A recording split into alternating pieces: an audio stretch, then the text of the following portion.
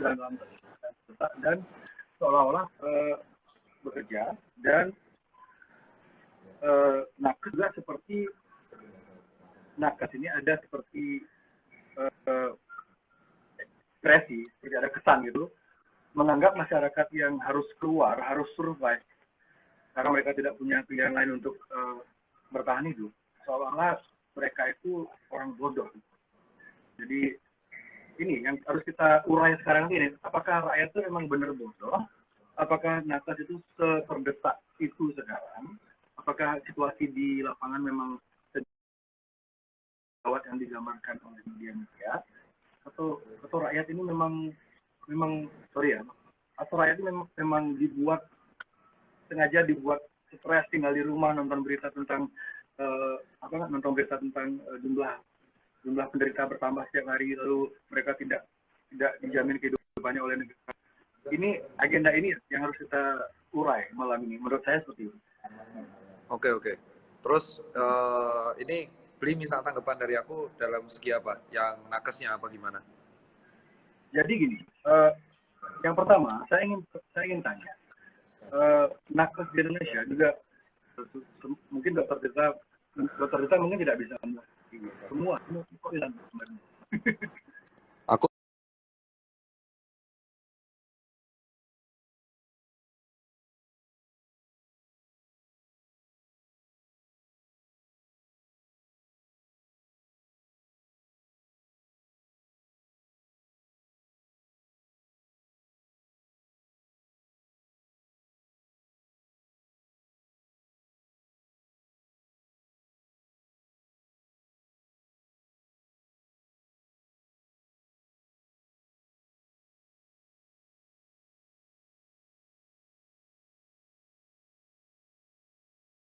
Penyakit, tapi ini juga wabah psikologi. Jadi banyak orang secara psikologis sangat merasa tertekan tadi, sangat merasa buntu, dan sebagai contoh yang paling nyata lah, kemarin di mana tuh ada yang pasien corona covid itu lompat dari lantai 4, saking ya, orang pasien corona sampai lompat dari lantai 4 itu kan ingin mengakhiri hidupnya. Itu tidak mungkin karena dia tahu tentang hal-hal lain. Yang pasti yang membuat dia sampai begitu kan pasti informasi-informasi yang dia serap yang sangat menakutkan gitu. Jadi kenapa para nakes ini tidak pernah mencoba, daripada menyuruh masyarakat untuk daripada tanda kutip ya, daripada memposisikan diri untuk berbenturan dengan masyarakat, jadi kayak marah-marahin masyarakat di jalan raya pakai seragam ADP, marah-marah, entah itu settingan atau enggak saya kurang tahu, mungkin kita bisa jelasin nanti. Daripada nakes itu membuang-buang energi untuk marah-marahin rakyat, ini kan masalahnya bukan cuma wabah penyakit tapi wabah psikologi. Oke. Itu nanti saya bisa.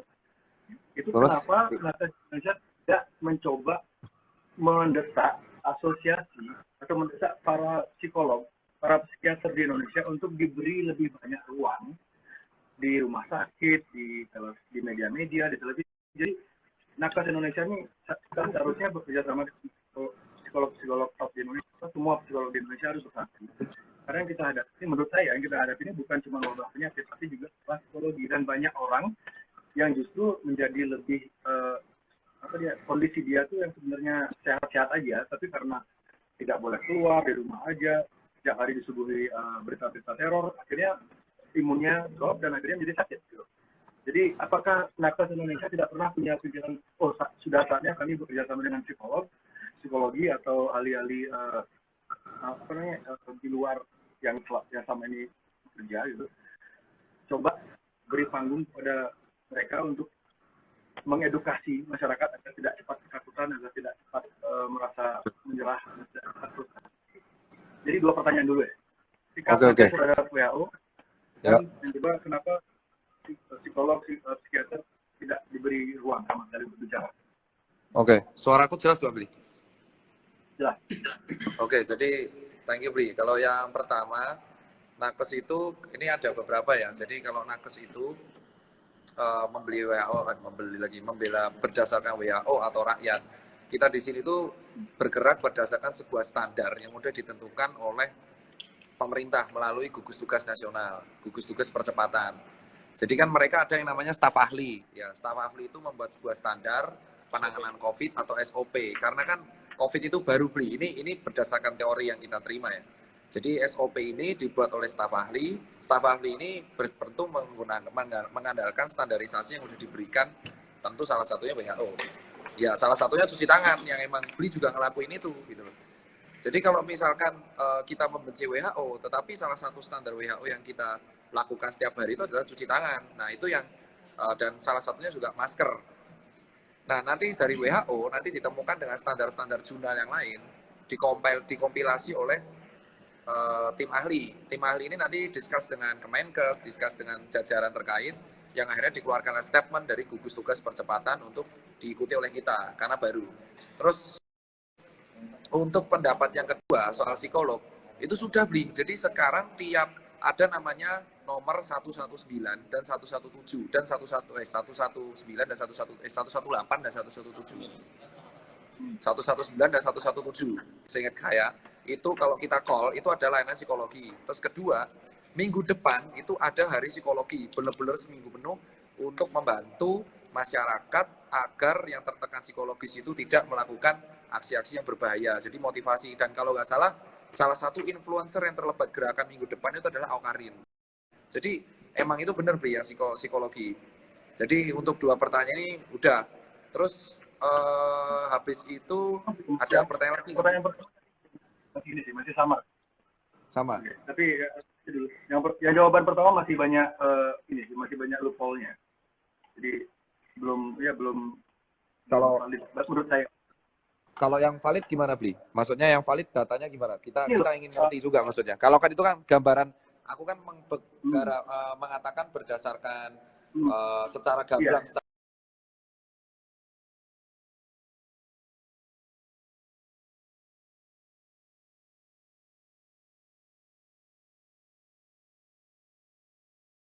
Khusus Wisma Atlet diatur oleh kementerian-kementerian yang ini kan banyak kementerian ya Wisma Atlet. Ada Kemenkes, ada PMK, terus banyak banget nih, dan itu untuk penggajian urusan mereka. Satu. Kedua, relawan lain kayak saya ikhlas. Bodoh amat saya dikasih apa enggak, karena saya gugus tugas relawan. Kalau mereka kan banyak banget. Nah, untuk soal penggajian yang tahu ya Pak Arifin dan atasan. Cuman kecewanya kita adalah stop media membandingkan kami dengan rakyat. Beda itu soalnya. Karena kita tidak pernah ngangkat sedikit pun. Nah itu beli Jerry. Bro malam ini kan itu. Jadi bagaimana ada iya, geser aja. Perjuangan jadi perjuangan diapresiasi, tapi jangan sampai terlalu lebih-lebih. Iya, jadi intinya gini, Bli. Sekarang kita geser ke topik lain. Soalnya kalau Wisma Atlet, saya yang ini otoritas. Iya, kalau Wisma Atlet kita di sini itu selalu sesuai SOP, terus edukasi masyarakat. Kita nggak pernah menggerakkan yang namanya menyerah, nggak pernah sama sekali. Kita nggak pernah menolak pasien. Kita juga selalu pantang pulang sebelum. Nah, kita tuh pantang pulang sebelum corona tumbang. Terus pasien selalu disupport psikolog. Ada hiburan Beli. Jadi di sini ada hiburan outbound itu untuk relawan. Terus disupport banyak orang. Insentifnya ada kebijakan. Nah, jadi ini tuh gold standar. Nah, kita geser ke yang lain, kebijakan masker tadi udah. Terus yang apa namanya, yang isu-isu yang di tengah jalan-jalanan yang demo, nggak pernah itu dokter demo, nggak pernah itu dokter demo. Berarti apa? Pihak yang itu berarti pihak yang mencoba mericukan situasi berarti ya, orang yang pakai pakaian ADP di jalan itu berarti itu dari pihak ketiga. Nggak ada. Jadi kalau ada orang yang pakai APD di jalan, semua orang bisa pakai APD Beli. Soalnya sekarang semua orang jual APD. Murah Beli APD. Berarti bisa dibilang itu mereka provokator lah itu ya. Betul, ini Beli yang harusnya ya, protokol kesehatan itu tidak boleh mengizinkan pakai APD di luar selain rumah sakit dan vaskes. Red zone nggak boleh. Jadi kalau ada orang pakai APD ke pasar, pakai APD ke jalanan, itu salah dia, nggak boleh Beli. Itu jelas provokator. Karena apa? Orang Wisma Atlet itu tidak kepikiran untuk ke arah itu. Kita tuh intinya adalah kalau bisa tower-tower itu kosong, kalau bisa, sehingga kalau tower kosong kita cepat pulang. Nah masalahnya towernya kan nambah dan kita ini nggak seseram. Jadi kalau kemarin ada narasi netizen ya, ada netizen yang mengatakan menghina-hina Wisma Atlet ataupun ada netizen-netizen yang mengatakan Wisma Atlet bla bla bla, itu nggak benar. Tolong tanyakan ke kami karena info-info yang beredar di masyarakat itu rata-rata salah fatal soal pandangan kami. Ini tuh tempat paling nyaman lah, kayak ya atlet-atlet bisa ditanyakan. Jadi setuju ya Bli, narasinya kita setuju bahwa kita emang dibenturkan. Naskes di sini tidak pernah sama sekali menyerah, membodong-bodongkan masyarakat, itu nggak pernah, nggak boleh Bli, melanggar sumpah.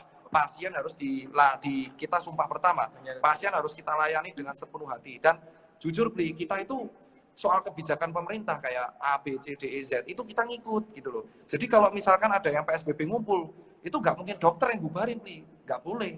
Karena itu bukan ranah kami. Bukan ranah kita tuh 4. Ada namanya promotif, preventif, rehabilitatif, kuratif. Nah, yang rehabilitatif sama kuratif itu tempat-tempat rumah sakit, kami promotif preventif itu Bli. Ngomongnya nggak beda, saja ngomong. Oke, pertanyaan terakhir ya. Oke, Pak. Pertanyaan terakhir untuk Dr. Tirta. Orang becaan Bali Kenapa, Pak? Ya. Gimana, Bli? Bisa. Iya, saya dengar. Bagaimana pendapat Dr. Tirta pribadi tentang Ibu Siti Fadilah? Mantan Ibu Siti apa? Ibu Siti Fadilah, Menkes. Oh, kalau Ibu Siti. Jadi kalau Bu Siti, jujur aja, itu kan saya kan pada waktu terakhir Bu Siti itu saya masih kuliah, ya kan? Saya pada waktu Bu Siti itu kemarin itu saya masih kuliah. Tetapi ada satu hal yang saya sorotin, ya secara pribadi ya. Kita itu punya lembaga namanya Eijkman Institute, betul kan Pak? Dan kita tuh Indonesia punya lab-lab yang luar biasa bagus. Setiap kampus tuh punya lab mantap-mantap Indonesia. Jadi kalau apakah Indonesia bisa buat vaksin? Kita tuh punya lab mantap. Cuman media tuh tidak datang ke lab biomol. Jadi vaksin itu dikembangkan oleh sebuah laboratorium bernama Laboratorium Biologi Molekuler. Nah, itu salah satunya Eijkman Institute. Dan Indonesia bisa, Pak. Makanya Eijkman ini butuh support dari kita. Tapi butuh waktu, butuh support. Karena duitnya mahal banget, emang. Cuman ya itu, media itu, ya yang angkat Eijkman itu jarang banget. Kenapa?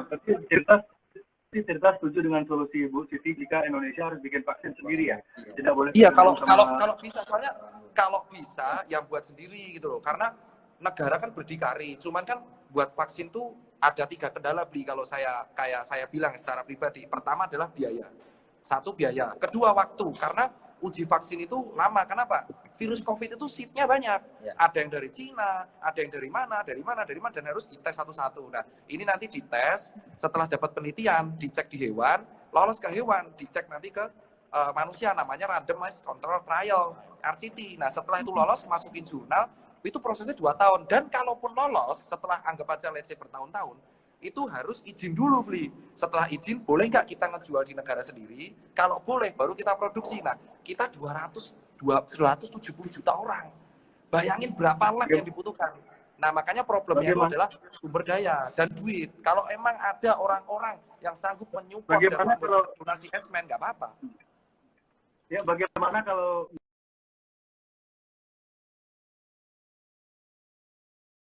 lagi aku akan memberikan tanggapan Bli.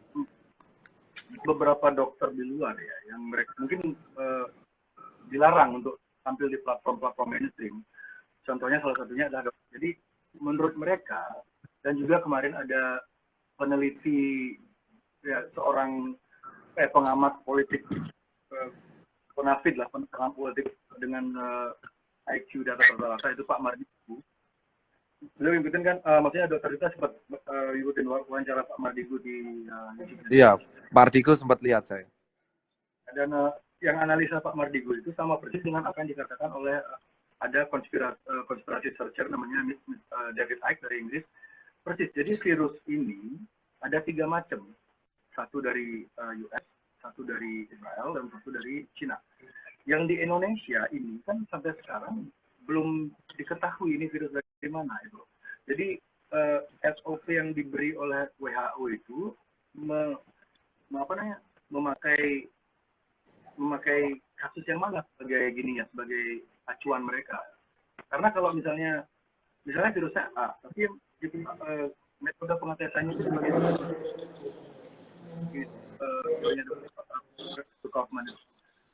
jadi Jadi yang saya ingin tanya ini itulah WHO kan mengontrol SOP di Indonesia. Apakah WHO tahu virus yang di Indonesia ini yang mana?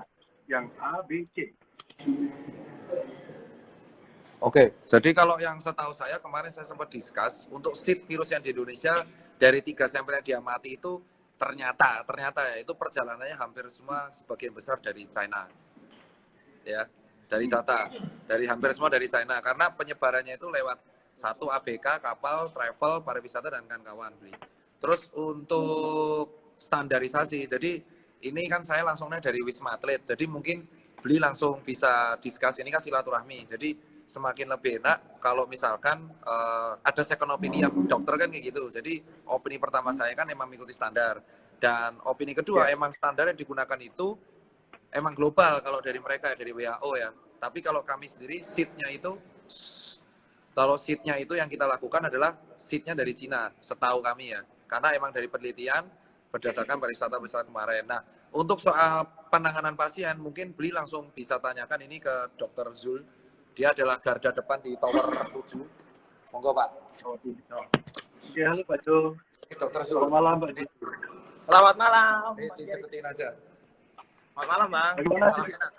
Ini di Wisma Mungkin Atlet. Bang bisa Gimana, Bang? Mengabarkan Di telinga aja. situasi paling update bagaimana sekarang situasi di sana? Apakah banyak yang sembuh atau makin banyak yang parah atau gimana? Silakan.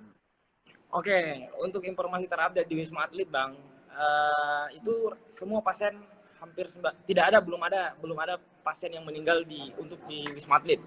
Itu yang pertama.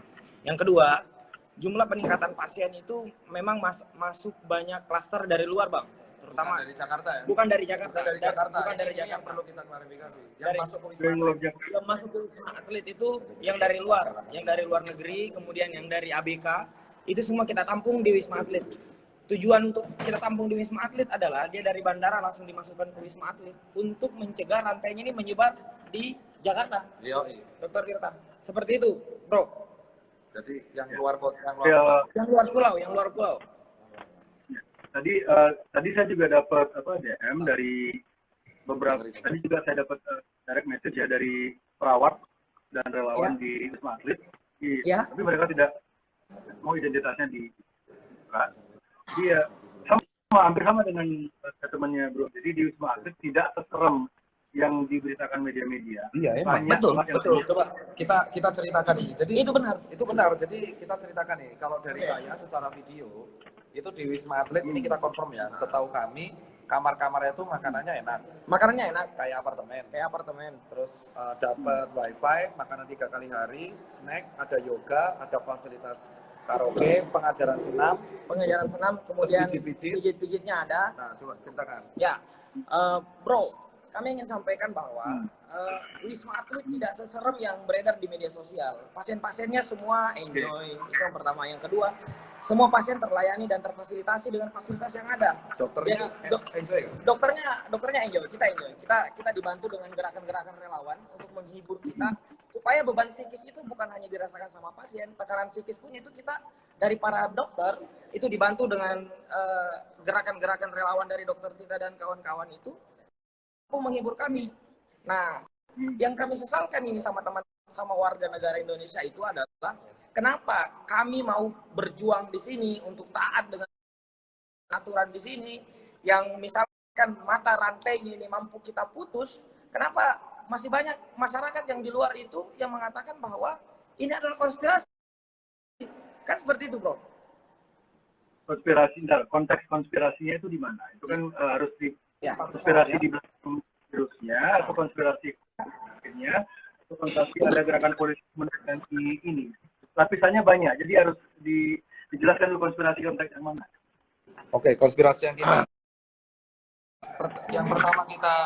yang pertama kita sesalkan itu adalah yang menganggap COVID nggak ada. Ya, itu yang pertama. Menganggap COVID itu nggak ada. Terus menganggap Bali itu aman. Aman. Ini nanti ada petugas sendiri. Nanti kami akan sambungkan Mas Bro dengan komandan yang dari awal penanganan COVID masuk di Indonesia ini, mulai dari Natuna, kemudian di Pulau Sebaru hingga di Wisma Atlet. Beliaulah orang yang paling pertama tahu mulai dari COVID pertama kali masuk di Indonesia itu seperti apa. Terus yang kalau soal standar yang kita gunakan. Sebenarnya beli sendiri juga mematuhi hal itu. Ya. Cuci tangan. Kenapa? Ya. Sama itu ngajar cuci tangan. Kalau Bro, kalau memang konspirasi, maka semua orang warga dunia itu nggak perlu cuci tangan, nggak perlu menggunakan masker. Tapi semua orang patuh. Semua orang patuh, dan memang karena takut didenda. Bro, kalau Anda di Bali ya, kalau Anda naik motor nggak pakai masker, Anda akan didenda. Jadi orang itu kebanyakan, saya berani bilang, sebagian besar orang masker di Bali karena mereka tidak didenda. Masker sekarang di Bali lebih penting daripada SCNK. Oh bukan. Kalau orang pakai masker di sini itu karena kita melindungi diri dari droplet. Jadi virus ini itu ukurannya 0,1 Iya, Nah, sementara masker ini berukurannya 16 mikron. Nah, tapi dia di dalam droplet. Jadi harapannya kalau orang itu batuk, dropletnya nyangkut di dalam masker. Nyangkut di dalam masker, nggak akan keluar. Itu harapannya. Itu harapannya. Cuman kalau dari yang saya mau tanyakan, Dok, kenapa kenapa hasil riset Dr. Blaylock dari Amerika, ada seorang dokter, dia seorang dokter yang punya sejarah mengobati kanker tanpa kemoterapi. Jadi dia tuh suka melakukan metode-metode yang lebih ramah pasien.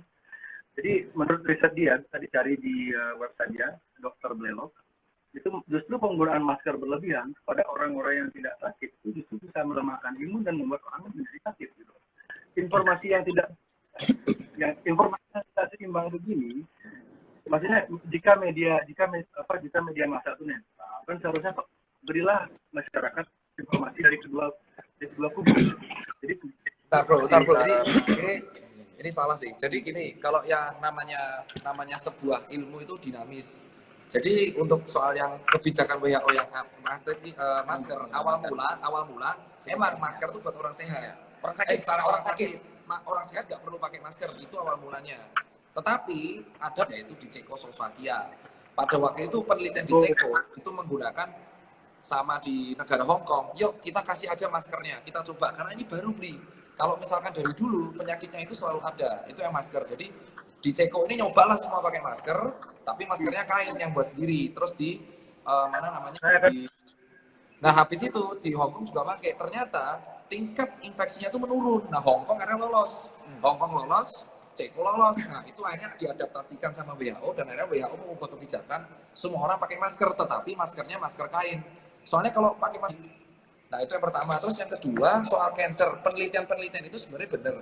Cuman kalau di dalam kedokteran contoh di dalam kedokteran itu ada tingkatannya. Ada yang namanya uji coba dulu penelitian, terus lanjut lulus, berarti kita akan lanjut lagi di manusia. Nggak boleh langsung tiba-tiba bagus langsung manusia, nggak boleh beli. Terus soal vaksin itu lama beli prosesnya. Indonesia punya beli di Eijkman Institute. Indonesia itu punya sendiri beli lembaga yang membuat vaksin sendiri. Itu memang ada, yaitu Eijkman. Mereka itu pada kami pada waktu di BNPB, benar ya? Ya. Itu mengatakan proses membuat vaksin itu lama banget. Pertama, dia harus ngecek dulu. Setelah ngecek, nanti dia akan yang namanya itu ini kalau menurut bro, tadi kita bicara masalah masker, vaksin itu aja belakangan. Kalau masalah masker mungkin argumen dari Tirta dan kawan tadi, masalah masker saya akan percaya. Kalau masker itu bisa benar-benar mencegah COVID, saya akan percaya 100%. Kalau Bill Gates mulai memakai masker, kalau Donald Trump mulai memakai masker, karena mereka berdua tuh setiap hari meeting sama banyak orang. Mereka tuh nggak mungkin nggak ketemu orang, dan mereka tuh sering ketemu orang. Kenapa mereka di media-media satupun nggak ada foto Bill Gates atau Donald Trump memakai masker? Jadi mungkin masalah masker tuh kita masih ini ya, karena banyak penelitian dari dunia dari dokter lain yang tidak di bawah narasi WHO, mereka tuh punya mengungkapkan jika penggunaan masker yang terlalu berlebihan untuk sehat itu justru akan membuat orang jadi sakit. Dan juga penelitian yang lain adalah ketika orang terlalu banyak di rumah tanpa kena vitamin D, itu akan membuat orang lain. Jadi ini yang apakah narasi dari WHO ini ada perbedaan dari para dokter Indonesia? Jika narasi dari WHO ini sengaja didesain untuk membuat dunia ini malah menjadi sakit gitu. Kalau emang data sakit itu harus ada data free. Soalnya kalau dari data yang kita terima, ya kan. Kalau emang yang semua masker kayak gini tuh Kalau kita pakai 2 hari ya pasti sakit beli, karena masker kayak gini tuh maksimal dipakai 8 jam, 9 jam terus kita buang. Kalau masker kain itu dipakai sekitar dari pagi sampai sore, terus dicuci terus ganti lagi gitu.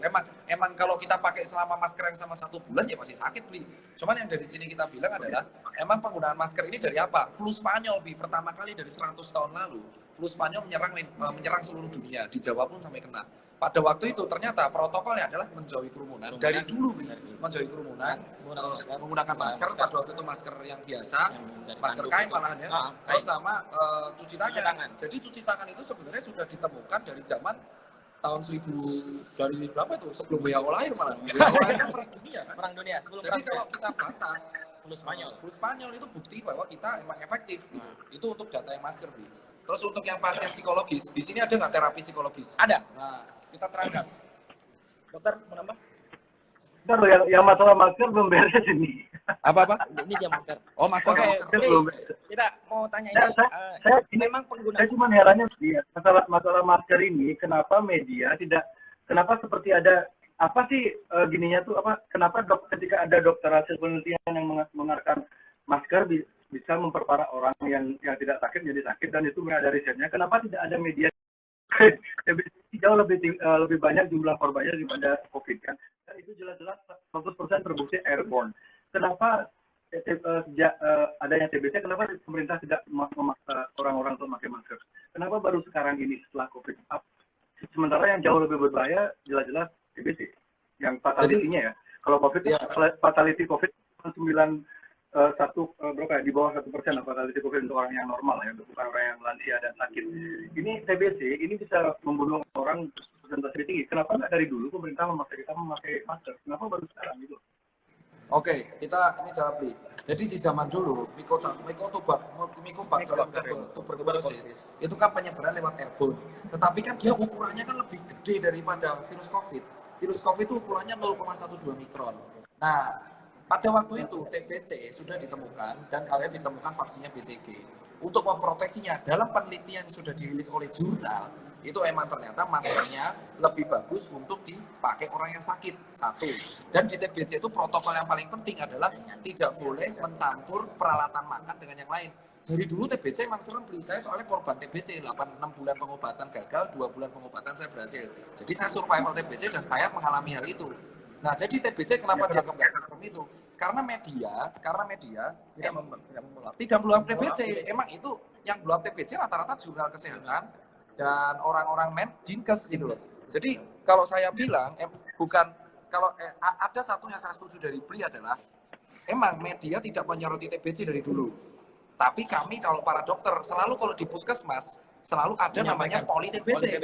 Poli TBC itu selalu diobati dan obatnya generik, ditanggung BPJS dan gratis kalau misalkan apa-apain itu materi kita dari kuliah. Nah, itu yang pertama, Bli. Jadi kita emang edukasi dari untuk TBC. Cuman kalau media, saya setuju sama Bli. Emang media itu tidak memframe TBC seperti COVID. Emang itu pertanyaannya bagi kami juga. Karena airborne disease dia itu. Nah, kalau COVID itu baru. Nah, tiba-tiba ada hal baru dan sesuatu yang kontroversial dan baru itu mengundang traffic, Bli. Jadi saya kemarin kan analisa kenapa kok media itu selalu nge-framing COVID mati gitu.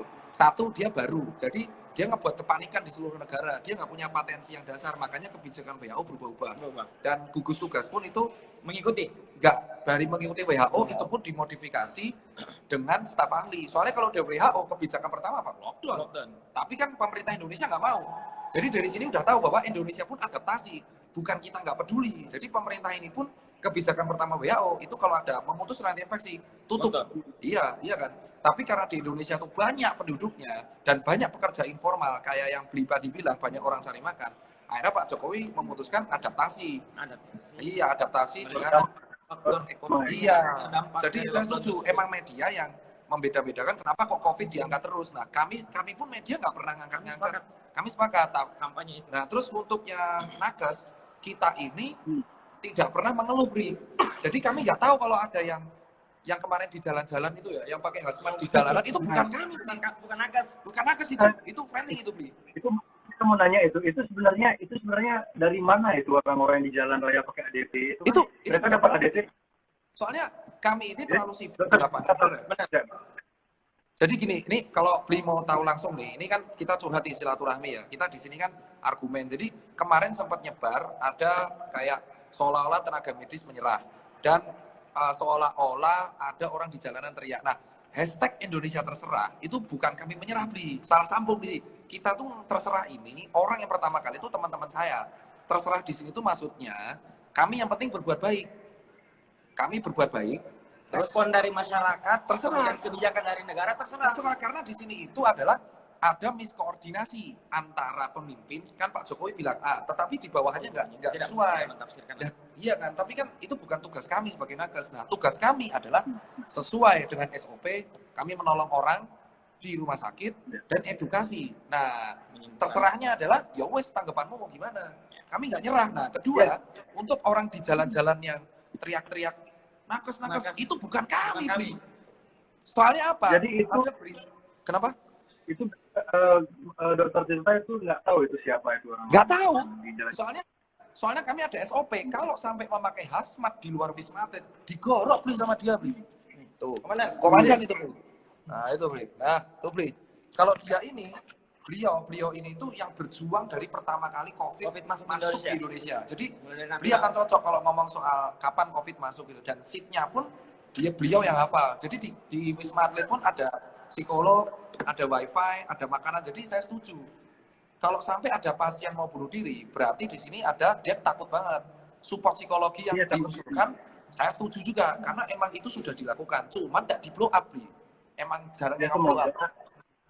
Semoga dokter-dokter ini juga, dokter kan punya power juga tuh untuk ketika diwawancarai media, ketika ketika mungkin bisa di blow up media-media, tolong dong wawancarai baik psikiater itu psikiater lebih banyak pantun agar itu menyemangati rakyat jika penyakit wawancarai baik psikiater itu psikiater lebih banyak pantun agar itu menyemangati rakyat jika penyakit ini tidak seperti yang diberitakan gitu. Nah, itu saya setuju. Jadi di sini itu adalah saya herannya kan kemarin di statement terkesannya Bli jengkel sama tenaga medis. Nah, saya herannya kan saya sama Bli baik-baik aja. Follower pada mention soalnya gini, Bli, kami itu tidak pernah jengkel sama rakyat. Kami selalu bilang terserah rakyat. Kenapa? Karena kan kebijakan diatur oleh pusat. Jadi dan kalau ada yang bentur-benturin itu bukan kami, karena kami itu udah terlalu sibuk untuk posting kegiatan kami, kan wajib tuh. Terus mau pakai hazmat, terus habis itu ngurusin pasien gitu. Buat pasien betah. Kita membuat pasien, kita tuh fokusnya membuat pasien betah, soalnya stres di sini kan. Nah, makanya kalau ada agenda-agenda yang mengatakan bahwa kami mau melawan rakyat, saya nggak setuju. Kalau saya mau lawan rakyat, Bli, kami mau lawan rakyat, dari kemarin kami udah mogok. Tapi kan nggak mogok. Kami tidak akan datang ke sini. Kami tidak akan datang ke sini. Dan soal gaji, Bli, coba ditanyakan. Ini dari pertama curhat ya. Nah, coba kita ini biar semua bisa mendengar. Kita tentang gaji. Oke, untuk persoalan gaji kami di sini sukarelawan. Kami relawan ke sini, Mas Bro. Kami datang hampir dari seluruh Indonesia, dari Sabang sampai Merauke. Dokter-dokternya itu sampai minggu ini itu ada sekitar 168 orang yang bergabung di sini, berjuang di sini untuk bagaimana caranya kami bisa memutus mata rantai COVID ini. Dan kami sama sekali datang ke sini tidak menanyakan gaji, kami tidak menanyakan gaji. Jadi kalau ada isu yang pertama kali mengatakan bahwa dokter ke sini untuk cari duit salah. Itu salah. Karena kita pun nggak mikir gaji. Kami ke sini tiket sendiri. Satu. Itu yang pertama kami harus meninggalkan pekerjaan di utama kami di daerah masing-masing. Sudah lumayan padahal gaji yang di tempat kami kerja sebelumnya. 3. Kami masuk begini, kami nggak bergabung di sini di Wisma Atlet ingin menyampaikan bahwa kami punya tanggung jawab kemanusiaan untuk memutus mata rantai ini. Gitu, Bli. Jadi kalau ada isu, Bli, yang kita bayaran itu udah hoax. Itu tidak ada hoax sama sekali. Kita tidak pernah kami ke sini. Kalau kita diagnosa COVID, kita nggak pernah bayar. Jadi misalkan ada isu. Kalau kenapa? Anda berdua bilang dokter-dokter tidak ada yang digaji, tidak ada yang mendapat insentif di ketika insentifnya pun ada, tapi besarannya insentifnya ada. Pemerintah akan siapkan untuk insentif, tapi belum keluar terkait dengan itu. Kita belum keluar dan kita menghargai karena mereka lagi emang fokus di usahanya itu rakyat. Konteks yang dipertanyakan oleh rakyat kebanyakan kan dokter-dokter terkesan menganggap masyarakat bodoh, terkesan menyerah karena itulah, karena hashtag Indonesia menyerah. Jadi persepsi orang kan beda-beda. Apalagi sekarang semua orang sedang dalam keadaan terdesak kan ketika mereka membaca hashtag Indonesia menyerah. Enggak, Bli. Kita nggak pernah bodoh-bodohin masyarakat, Bli. Nggak pernah. Kita itu nggak pernah bodoh-bodohin masyarakat. Ini skena dan narasi yang menurut kami Sesat. Jadi sesat, gini bro, sesat. kami nggak pernah menyerah, akan tetapi kami selalu mengajak masyarakat untuk bekerja sama. Biarkan kami berjuang di rumah sakit, akan tetapi masyarakat di luar itu patuh akan himbauan yang telah dianjurkan oleh negara. Kalau kemarin ternyata Pak apa gimana? Mungkin ada baiknya, tagar Indonesia terserah itu ya dilupain aja gitu loh.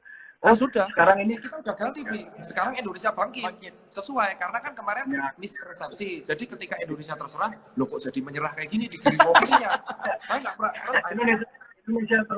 Indonesia terserah itu bagi rakyat. Saya coba secara psikologi saya memposisikan diri saya sebagai rakyat menengah kebaikan. Indonesia terserah itu yang ada di kepala mereka kebanyakan adalah dokter-dokternya kok pada ngambek gitu loh. Oh, enggak ada, bro. Enggak ada, Bli. Demi Allah enggak ada. Demi jiwa negara enggak ada. Kami enggak ada. Bela negara enggak ada. Itu enggak tahu isu. Makanya kami di sini Wisma Atlet itu meluruskan, kita buat hashtag baru. Kemarin kan saya upload tuh, Bli.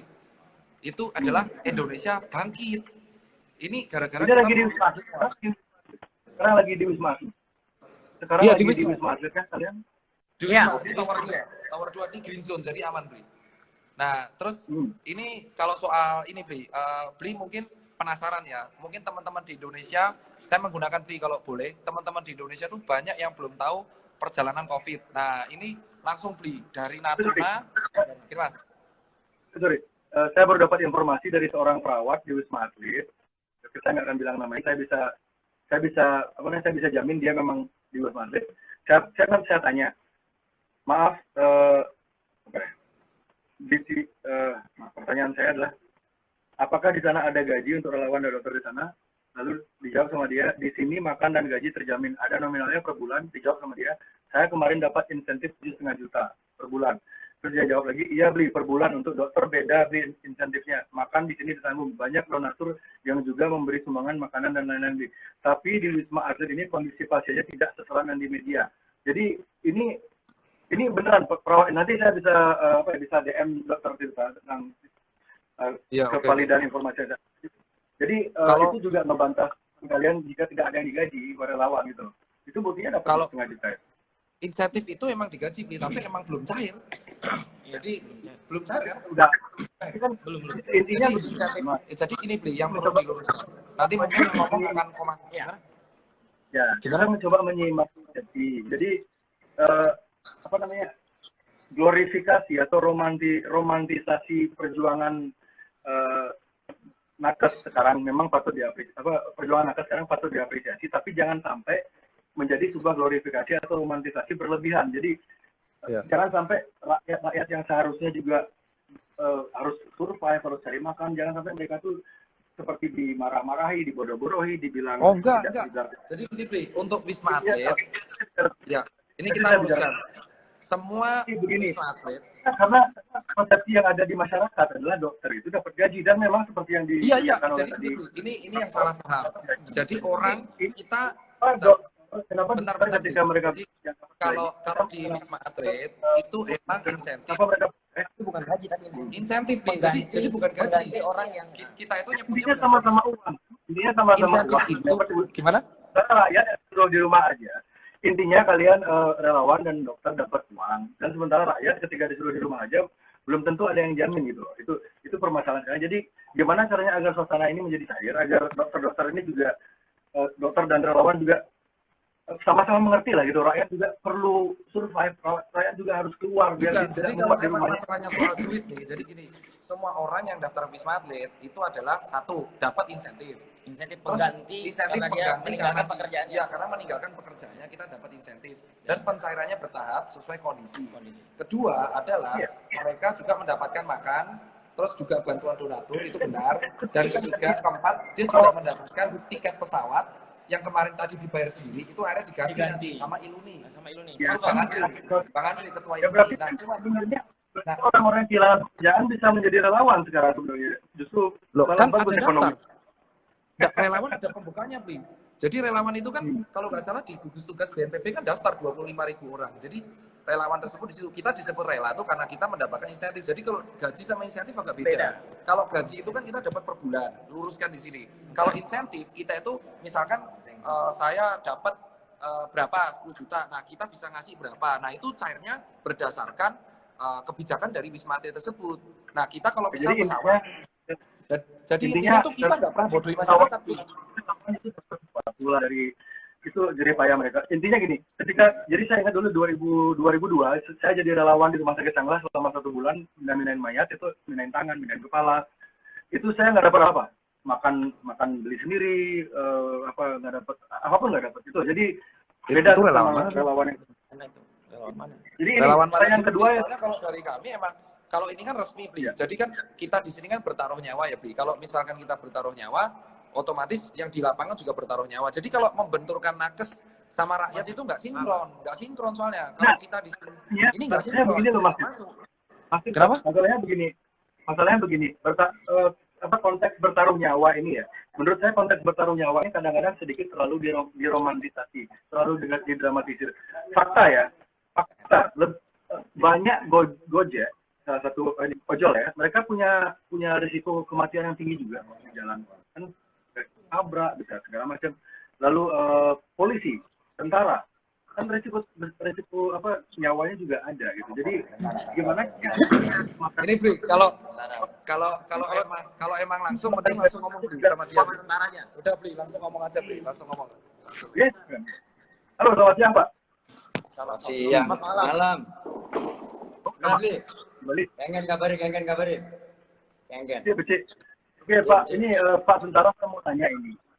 Bapak sekarang kan kemarin di mana di timur ya? Di timur ada relawan ditembak itu mana Pak? Natuna. Apa? Itu kemarin ada relawan ditembak katanya. Kita sempat nge-post berita itu. Relawan apa? Relawan COVID, ada yang ditembak sama kelompok bersenjata gitu. Dokter Tirta sempat nge-post yang lalu di Instagramnya. Kok laring sih tuh? Bahas Wisma Atlet ngapain relawan tembak? Ya kan kita sedang membahas risiko pekerjaan, Pak. Kita sedang membahas risiko pekerjaan. Jadi semua risiko kematian dalam OJL semua. Risiko. Ya, pilot, supir bus, supir truk. Iya. Jadi semua kerja ada risiko. Relawan yang meninggal di mana di Timur ya ditembak bisa dijelaskan Bapak tentang bayar ojek.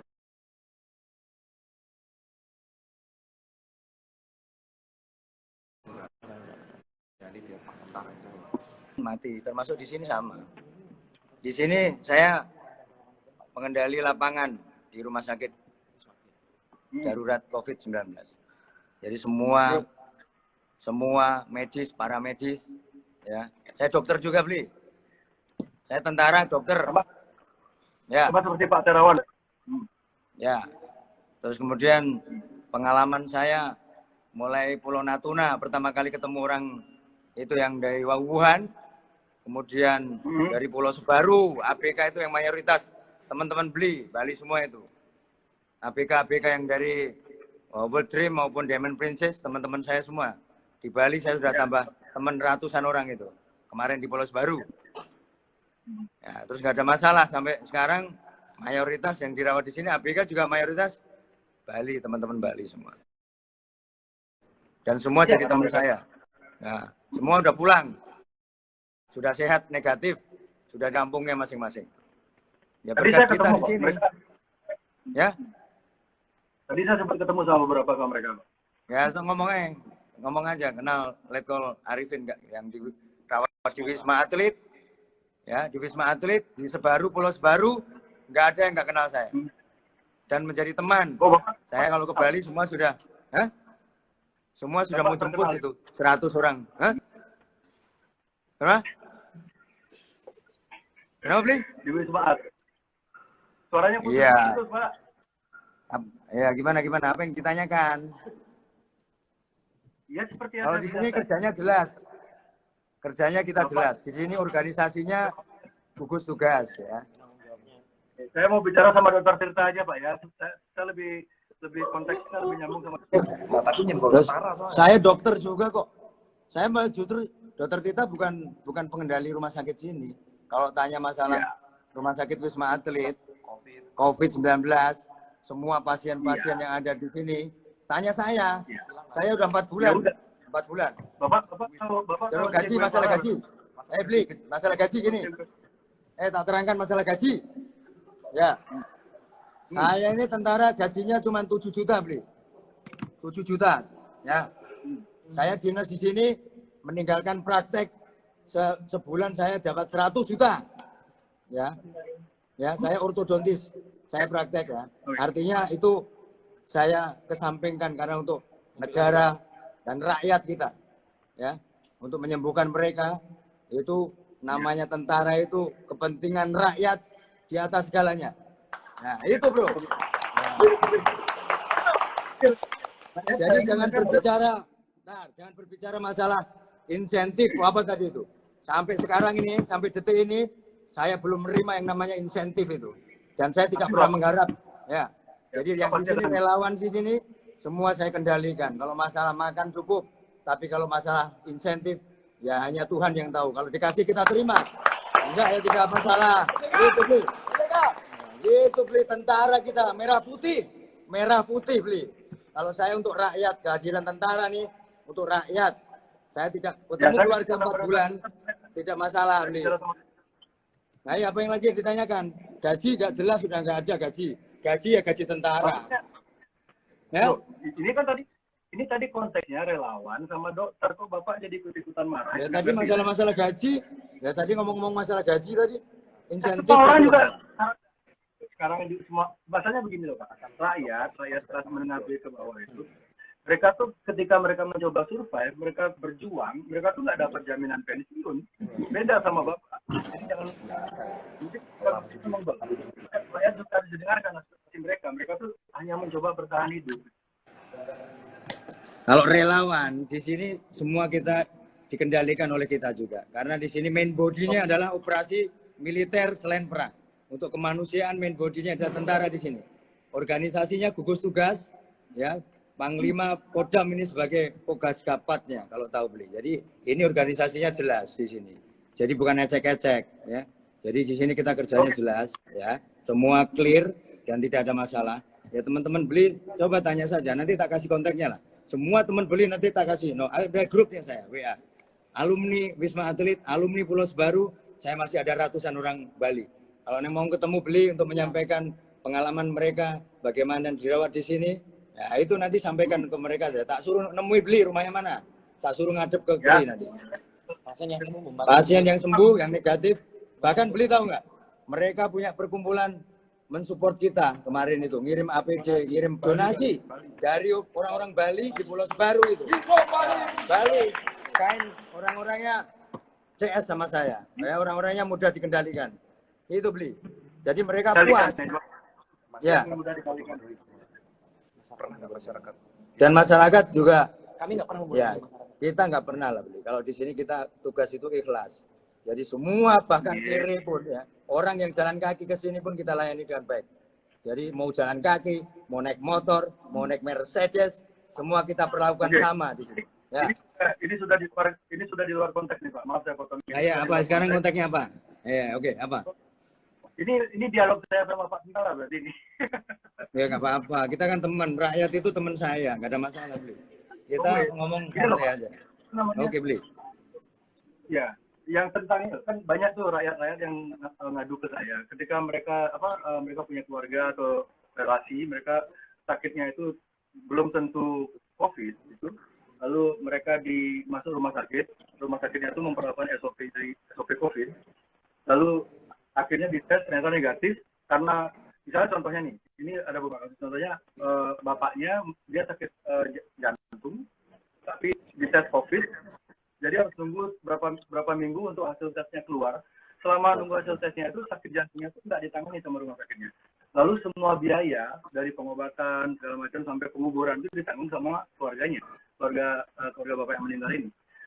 Seharusnya kan itu ditanggung oleh negara. Jadi kasus-kasus kayak gini sebenarnya, dan ini bukan cuma 1-2, banyak banget yang terjadi di Indonesia di lapangan ya, terjadi seperti itu. Mungkin Bapak Tentara bisa menjelaskan. Itu di mana, Beli? Kejadiannya di mana? Kalau di Wisma Atlet nggak ada seperti itu. Jadi di Jakarta ada laporan. Di mana di Bali ada, tapi di Bali nggak sampai meninggal. Cuman terus di daerah lain saya nggak akan bongkar karena mereka bilang ke saya tolong jangan bongkar identitas kami karena mereka takut gitu. takut dipelintir oleh media segala macam. Cuman sekarang kan media bagus kan dipelintir gitu, Pak. Aslinya gini, Beli. Kalau pemerintah yang berhubungan dengan COVID-19, yang khusus dengan COVID-19, itu memang semua dibiayai oleh negara, Beli. Jadi termasuk di Wisma Atlet ataupun di rumah sakit umum daerah, ya, itu dibiayai oleh negara. Kemudian harusnya sampai penguburannya, ya, semua itu dibiayai oleh negara. Nggak ada masalah itu, artinya ambulan diantar, kemudian sampai penguburan, itu dibiayai oleh negara, sampai penguburan pun. Tetapi kalau memang mungkin, ya ada yang mungkin laporan itu kan laporan harus jelas. Laporan itu harus jelas siapa, terus kemudian bisa ditindaklanjuti. Kalau memang ada rumah sakit yang melantarkan, artinya pasien yang meninggal kemudian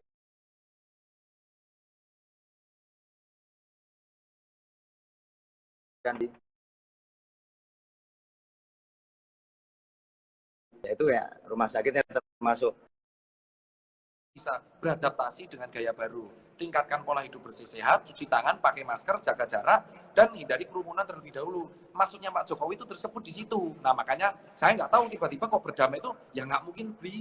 Maksudnya corona di Salaman nggak mungkin. Nah menyangkut teman-teman warga yang bekerja karena kekurangan uang di rumah, setahu saya beli kan ada kebijakan habis ini orang-orang masih kerja, ya kan beli karena cari uang. Terus habis ini juga ada kebijakan 4 Juni kalau nggak salah PSBB di Jakarta berakhir. Udah mulai mereka kantor, tapi menerapkan kayak gitu the new normal. Nah, yang kita lakukan sekarang, beli saya setuju dengan beli sebenarnya kita tuh harus gotong royong antara beli, antara saya, antara teman-teman, antara rakyat itu harus berhenti suzon. Yang kita lawan itu adalah oknum-oknum provokator yang ingin mengadu domba kita. Saya setuju di situ. Kita kan nggak tahu nih provokator ini dikendalikan elit-elit siapa, apakah bergerak. Dan kalau soal vaksin, saya setuju. Kita tuh harus mensupport H-Man. Emang usulnya beli bagus di situ. Yang H-Man. Tapi yang saya nggak setuju tuh adalah yang berteriak soal insentif tadi kan itu udah dijelaskan yang Wisma Atlet ya. Terus yang soal membodoh-bodohkan, tenaga medis nggak pernah membodoh-bodohkan. Dan yang soal WHO itu ada beberapa yang kita ikuti juga. Terus yang berikutnya gotong royong, terus yang kita harus mandiri itu benar kalau vaksin tapi harus proses. Terus yang berikutnya adalah untuk yang konspirasi, menurut saya sudah cukup disudahi beli karena menurut saya beli penyampaiannya harus lebih jelas gitu loh beli. Si konspirasi ini tuh ya, nyasarnya kemana? Lebih mengerucut beli. Soalnya kalau beli nyasarnya Bill Gates terus itu terlalu jauh beli. Orang-orang petani juga nggak peduli Bill Gates. Saya kemarin beli, saya wawancara ke pedagang gorengan di depan rumah sakit. Saya tanya beli, kamu ngapain pakai masker? Karena saya niru teman saya pakai masker. Kamu tahu nggak COVID apa? Dia nggak tahu. Jadi di sini adalah dia aja boro-boro nggak tahu Bill Gates masker apa, apalagi Bill Gates beli. Jadi menurut saya beli mungkin fokus penjelasannya itu mengerucut beli. Karena penjelasan ini gimana beli? Penjelasannya Mas Tirta tadi tentang dagang apa dagang bakso ya? Ngerasa dagang? Ya tadi siapa yang Mas marahin dibilang apa? COVID. Di depan dagang. Ya dia pakai masker karena dia nggak tahu kan? Dia nggak tahu dia masker itu gunanya untuk. Ya. Iya. Jadi ini ada studi menarik ya. Jadi manusia memiliki dua pikiran sadar dan pikiran bawah sadar. Segala macam. Jadi para pakar hipnoterapi seperti Erikson, Boyne, Sabbath, Kane, Churchill dan lain-lainnya menyatakan bahwa daya pengaruh pikiran sadar dan pikiran bawah sadar dalam mempengaruhi dan mengendalikan individu adalah 10% berbanding 90%. Hal yang sama dinyatakan oleh C.G.D. Mazak pada tahun 2005 bahwa manusia hanya menyadari sekitar 5. Jadi manusia ini sebenarnya hanya menyadari 5% dari aktivitas berpikirnya. Dengan demikian, hampir semua keputusan, tindakan, emosi, dan perilaku seseorang sepenuhnya bergantung pada 95% aktivitas otak yang berlangsung tanpa ia sadari. Jadi sampai ini kan mungkin menjelaskan sedikit kenapa gelandangan, kenapa pengamen, anak-anak pang, ojol itu yang mereka sehari-harinya mereka tuh bertemu banyak orang, berinteraksi dengan banyak orang, tidur di tempat yang nggak bersih, tapi mereka kasus mereka kena COVID itu bisa dibilang sangat rendah. Justru yang banyak yang kena itu bukan. Ini revisi, Bri. Ini kurang tepat. Kalau ada yang bilang bahwa yang kena COVID orang kaya doang, itu kurang tepat. Kenapa? Karena yang saya bilang orang kaya doang. Ya, maksudnya orang-orang biasa. Ya, maksudnya kalau orang-orang biasa, anak normal. Ya, anggap aja orang-orang anak gelandang dan kawan. Itu kami kemarin ke rumah sakit, sempat donasi di rumah sakit jiwa di daerah Jakarta Utara. Itu dokternya mengatakan ke saya, namanya Dokter Vicky. Dia mengatakan ke saya bahwa ada orang-orang gila yang emang gejalanya flu, tapi dia bukan COVID, tidak memenuhi standar swab dan kawan-kawannya. Tetapi mereka bisa sakit, Bli. Tetapi karena mereka kebiasaan di luar, maka daya tahannya emang lebih sedikit di atas normal. Tetapi itu harus dipenelitian. Nah, kedua, soal yang namanya hipnoterapis kayak gitu, emang benar, orang yang positive thinking akan meningkatkan optimisme dan meningkatkan hormon-hormon sehingga imunitasnya tinggi. Tetapi, kan ada kemungkinan kita itu kena. Ini ibarat kita naik motor, Bi. Saya insya Allah berdoa. Kan kita ada doa. Sebelum kita naik motor, kita harus berdoa supaya kita tidak kena kecelakaan di jalan. Tetapi kan, walaupun kita berdoa, kita kan tetap pakai helm, Bi. Nggak mungkin kita nggak pakai helm, gitu, kita truk mati juga, Bi. Jadi, kita kan tetap pakai helm, kita tetap pakai sarung tangan, kita tetap nyalain, kita tetap... Nah, maksud kita adalah, sugestinya itu adalah berdoa. Nah, sugestinya di COVID, itu kita yakin, kita semangat, kita jauhi narasi negatif. Setuju sama Bi. Tetapi, kita juga harus memperhatikan, sarung tangannya kita, itu adalah cuci tangan, helm kita adalah masker, dan proteksi kita, lampu sein, itu adalah jaga jarak. Jadi sebenarnya itu sama kayak angka kecelakaan. Angka kecelakaan tinggi di Indonesia, emang. Tetapi apakah setiap orang yang naik motor akan mati? Tidak. Karena kita proteksi. Makanya yang penting kamu berdoa, yakin, optimis. Jangan emosi kalau naik motor, sama kamu proteksi diri. Nah, maksud saya seperti itu, Bri. Jadi kita sebenarnya selaras, cuma penyampaiannya berbeda. Nah, yang saya tanyakan ini tadi masih sama. Konspirasi apa sebenarnya yang mau diangkat sama Bli tentang COVID di Indonesia? Ini yang saya bingung dari tadi. Sama Indonesia itu terlibat konspirasi apa enggak? Kenapa? Indonesia itu sebenarnya terlibat konspirasi apa enggak? Oh, kalau saya pikir beberapa elitnya ada yang terlibat. Siapa? Belum bisa soalnya saya nggak tahu. Maksudnya bisa disebutkan ya, atau beberapa elit kan ini loh, konspirasi ini kan dia mengerucut pada ini mengerucut ke agenda 21 namanya. Jadi global elite ini punya agenda 21. Jadi semua bisnis akan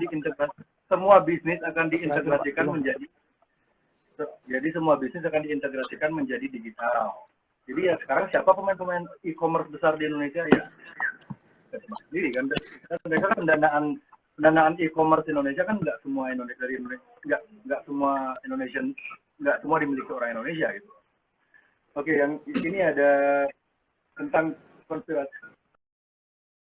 Saya membahas konspirasi ini saya lebih seperti kayak gini loh. Memberi masyarakat tuh kayak harapan gitu loh. Penyakit ini tidak semengerikan yang digembar-gemborkan. Kita memang sengaja dibikin takut oleh media-media internasional. Jadi media-media internasional saya nggak akan sebutin namanya karena private tadi saya sebutin namanya jaringan langsung putus. Jadi media-media yang berpengaruh di internasional ini mereka dimiliki oleh 6 perusahaan besar. 6 company ini yang mereka tuh mengatur sirkulasi informasi yang ada di dunia. Dan jika kamu bisa mengatur sirkulasi informasi, kamu bisa mengatur persepsi. Jika kamu bisa mengatur persepsi, kamu bisa mengatur reality. Itulah saya sengaja angkat tema teori konspirasi ini agar orang-orang tuh bisa melihat dengan kacamata yang berbeda, tidak memakai kacamata yang diberikan langsung oleh media ke mereka. Jadi sekarang kan media memberi masyarakat kacamata. Ini pakai kacamata ini, kamu harus melihat sesuai dengan apa yang saya lihat. Padahal kita tuh sebagai manusia kita punya pilihan untuk memakai kacamata mereka atau kita coba cari tempat lain yang menyediakan kacamata lain atau kita bikin kacamata sendiri dengan segala sumber yang kita miliki dengan segala nalar kita cari informasi sebanyak mungkin kita banding-bandingkan lalu kita bikin keputusan sendiri itu. Jadi berikanlah masyarakat ini pilihan jika hendak berperang. Jangan khususnya seperti ini jangan diseragamin itu kalau yang menyeragamkan kita ini kan sekarang WHO yang mencoba menyeragamkan dunia ini WHO. Uang di belakang follow the money. Uang di belakang WHO itu nama-namanya sudah saya sebutkan tadi. Itu bisa Anda cari di website WHO sendiri. tidak mungkin, menurut saya sih tidak mungkin ya ada bias, tidak mungkin tidak ada bias conflict of interest antara dia memang mengarahkan dunia menjadi pandemi, padahal sebenarnya mungkin saja pandemi ini atau pandemi itu bisa saja sebenarnya tidak perlu keluar gitu. Tapi karena invest begitu banyak di vaksin, semua perusahaan vaksin di dunia ini dia punya saham. Masuk akal tidak jika dia menekan WHO segera ngeluarin pandemi agar ilmu dagang yang paling simpel sebenarnya. Jadi kalau kamu bilang Bill Gates itu terlalu jauh ya itu karena kamu mungkin terlalu menganggap dia tuh pinter. Kalau bagi saya sih dia tuh bukan orang jenius, dia tuh businessman. Dia bukan penemu Microsoft, dia tuh co-founder, makanya dia namanya co-founder.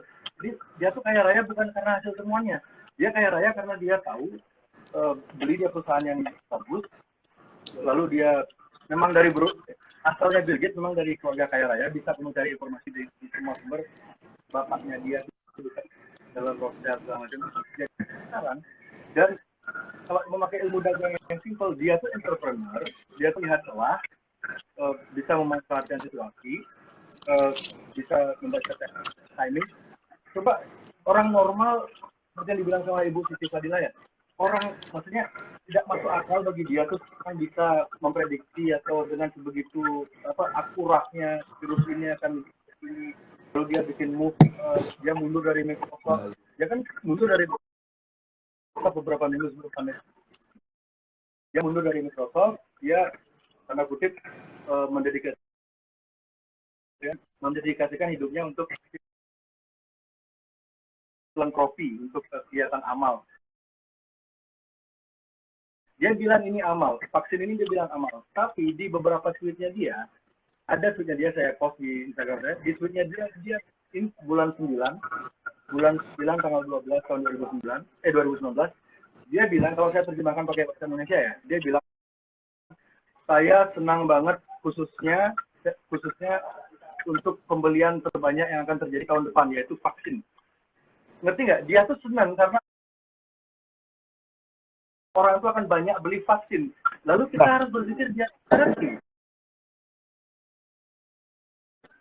Ya emang Bli, tapi vaksin itu belum ketemu Bli. Jadi sebenarnya kita tidak perlu mengkhawatirkan itu.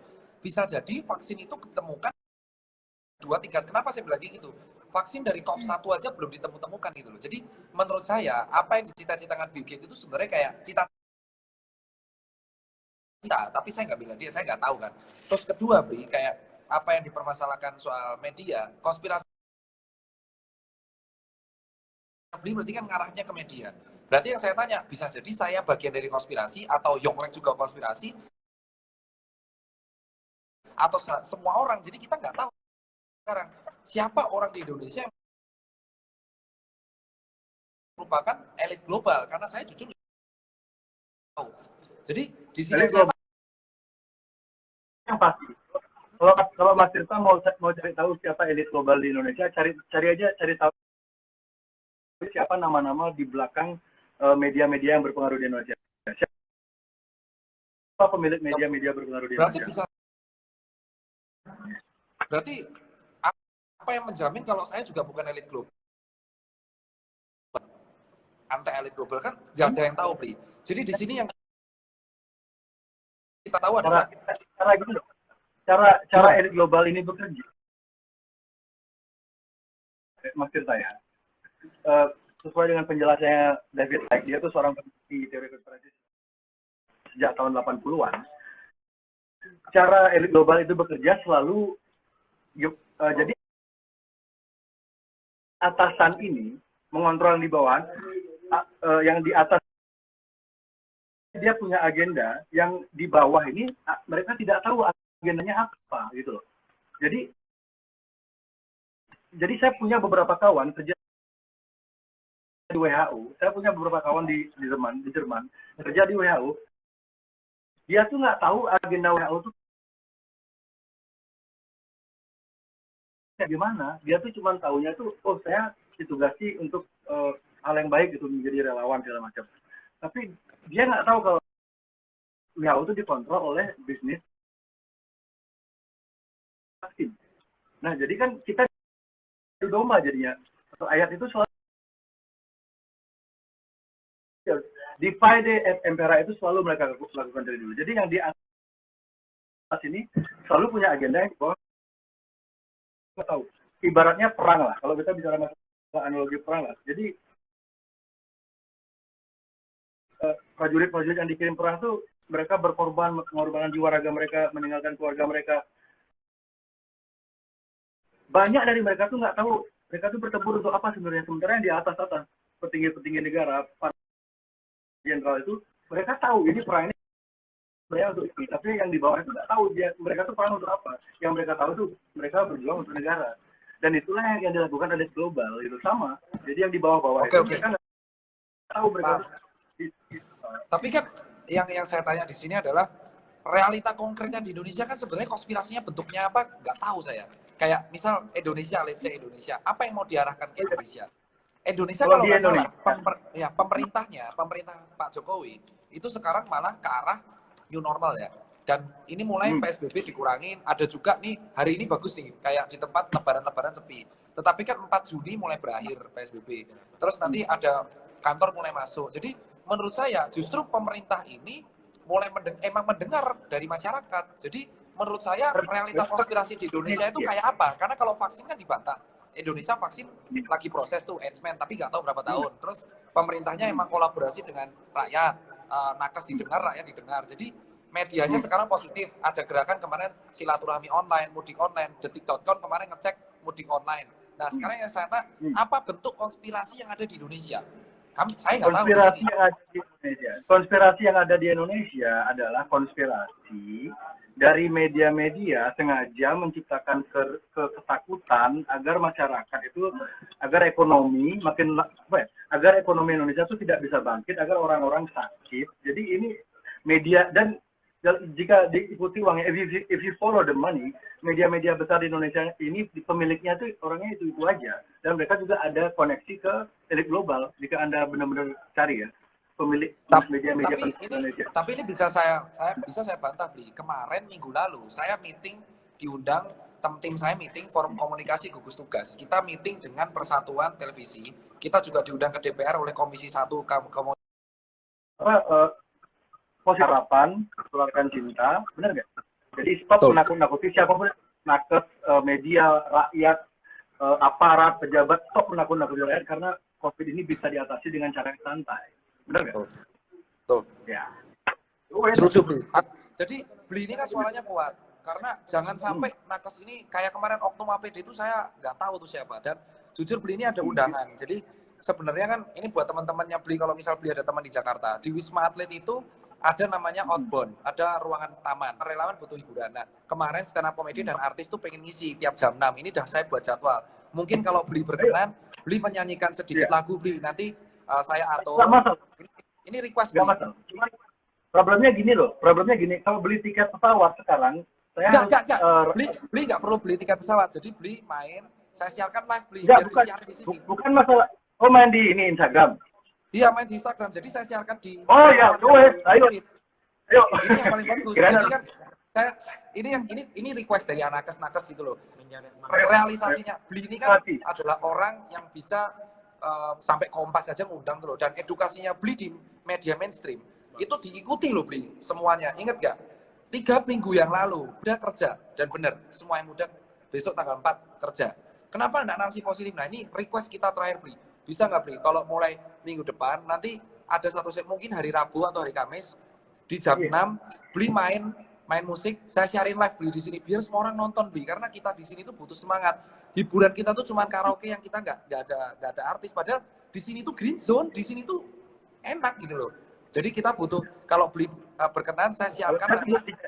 Boleh ya Bli ya? Kalau saya tinggal di Jakarta, saya dengan senang hati loh jadi relawan di sana. Nggak masalah. Saya nggak Bli. Soalnya yang penting adalah kan Bli musisi. Jadi saya pengennya itu Bli dari Bali, main gitar, nyemangatin kami aja Bli. Itu luar biasa, kami berharap itu karena kita di sini tuh butuh semangat dari musisi, dari komika, dari kawan-kawan. Nah, kita kan kekurangan artis nih yang mau ngisi besok. Kalau bisa minggu depan saya book tuh Bli JRX untuk main dari Bali.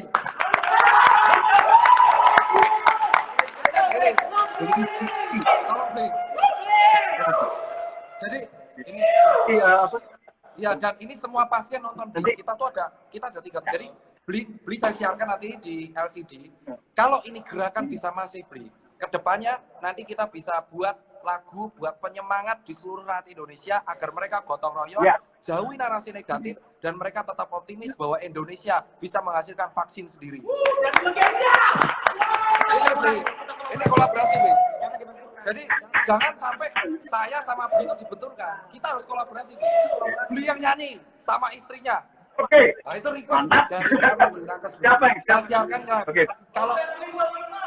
Kalau ada budget, kalau ada apapun, nanti lewat Zoom, nanti kita akan aturkan. Tetapi ini request dari kalau ada budget. Oh, Biaya. Wah, nggak ada, gratis Bli. Wah, gratis dong. Ini serius Bli, ini serius Bli. Karena kita di sini kan, kita tuh dari kemarin konspirasi yang media itu kami senang karena jadi positif. Nah, kami request cuma satu, Bli mendukung kita. Jadi Bli kolaborasi menjadi garda bareng saya sama teman-teman untuk menyelaraskan rakyat dan nakes agar kita menolak narasi negatif, berdiri sendiri, dan kita positif, gotong royong, dan nakes tidak pernah terlibat konspirasi. Kalaupun ada konspirasi, itu bukan nakes. Enggak. Hidup dari ABK-ABK di Bali. ABK-ABK yang udah sembuh, ini katanya mau curhat ke Bli, monggo ditampung ya Bli. Jadi curhatan mereka kalau bisa ditampung Bli, agar nanti Bli siarkan lagi bahwa pasien-pasien ini itu sebenarnya bisa kemungkinan sembuh tinggi. Jangan pernah takut, kita ada. Optimis, bangun optimis Bli. Kalau bisa ya Bli ya. Seminggu depan bener ya Bli, main ya Bli. Live dari Wisma Atlet dan bisa siarkan, dan biar semua kita tantang.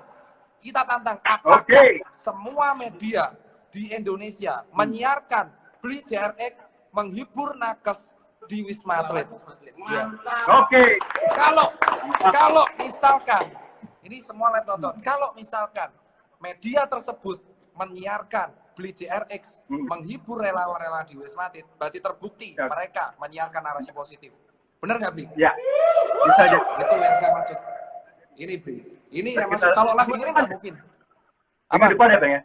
Minggu depan ya? Minggu depan Bli. Langsung saya aturkan semuanya. Pakai MC, pakai jam. Bli. Medianya mau, berarti jelas. Emang benar ini adalah momen, dan Bli sama kita nakes itu menjadi garda penusuk bahwa kita menolak konspirasi. Kita optimis. Bener ya Bli, minggu depan ya Bli, jangan di PHP Bli. Nyanyi kita Bli. Enggak. Ini semua orang nonton Bang. Kita karaokean Bli, langsung. Oke, sip. Aman. Mantap. Ya Bli. Oke Bli, ini itu dari teman-teman Bli. Terima kasih Bli JRX. Tuh Bli. Tuh Bli. Oke, terima kasih. Tuh Bli, itu fansmu. Itu Bli, itu berkat langkah Bli 3 minggu lalu.